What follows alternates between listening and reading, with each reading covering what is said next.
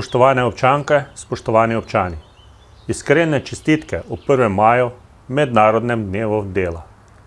Vsem vam želim, da vam delo omogoča dostojno življenje, zadovoljstvo, uspeh in tudi zaslužen počitek. Ko sem v lanskem letu izrekel čestitko ob 1. maju, sem bil tako kot mnogi od vas prepričan, da se bomo v letu 2021 lahko spet srečali na tradicionalni prvomajski budnici in proslavi. Žal se naši upi še niso uresničili.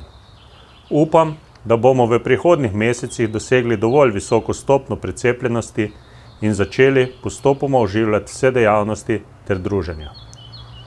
Čeprav smo naveličeni ukrepov in nam primanjkuje tako motivacije kot potrpežljivosti, ta preizkušnja še ni končana.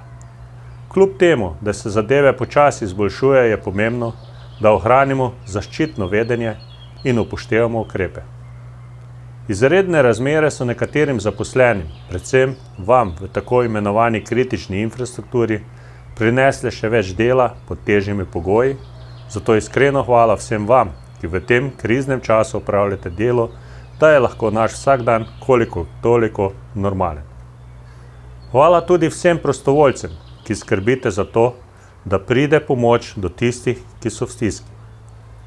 Nekateri občani zaradi epidemije ne morete opravljati svojega dela in vas poleg vsega ostalega skrbi, kako naprej in kdaj se boste lahko vrnili na delo. Izzivi so verjetno največji prav na področju turizma in z njimi povezani dejavnosti, kot so nastanitve, gostinstvo, prevozi, organizacija dogodkov. Občina Brežice je tudi v letu 2020 skrbela za učinkovito izvajanje vseh svojih nalog ter delo prilagodila danim okoliščinam. Posebno pozornost smo posvečali zagotovitvi pogojev za razvoj gospodarstva, kmetijstva in turizma. Prav tako smo veliko investirali po vseh krajih naše občine. Investicije ohranjajo delovna mesta, izboljšujejo kakovost življenja za občanke in občane in hkrati prispevajo k urejenem in privlačnem videzu naših krajev, kar je tudi pomembno za turiste in obiskovalce. Vsi upamo, da se bodo po izboljšanih razmerah turisti kmalu vrnili v našo občino. Na področju investicij smo bili v lanskem letu zelo uspešni, saj je bilo leto 2020 v zadnjih 5 letih investicijsko najmočnejše. Prav tako smo pripravili projekte, za katere smo že oziroma še bomo dobili evropska sredstva. Kljub izvedbi investicij smo ohranili sredstva za socialo in humanitarne namene. Poskrbeli smo za različno pomoč občanom in še posebej za najbolj ranljive v naši skupnosti.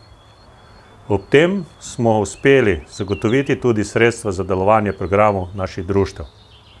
Naša prva naloga ostaja, da skupaj pripravimo in izvedemo ukrepe, ki bodo po epidemiji vrnili življenje v našo skupnost in dali zagon na vseh področjih.